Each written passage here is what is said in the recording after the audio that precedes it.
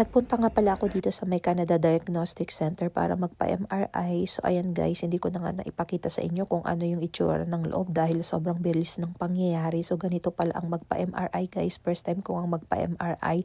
So ayan, nakauwi na ako ng bahay at paalis na ulit dahil may shift tayo ngayon sa work. Actually mga BID off ko pa dapat ngayon, kaya nga lang ay nag-pick up tayo ng shift. Alam nyo naman, sayang din naman, pambayad din natin ng bills. Kaya ito guys, ora-orada na tayong papasok sa trabaho. Dumaan lang tayo dito sa may co-op guys na malapit sa bahay para magpagas. Pagkatapos natin magkarga ng gasolina guys ay dumaan lang ako dito sa may parmasya, dito sa may shoppers para bumili ng Tums dahil nga minsan sumasakit nga yung aking upper abdomen at isa rin yan sa dahilan kung bakit tayo nagpa-MRI kanina.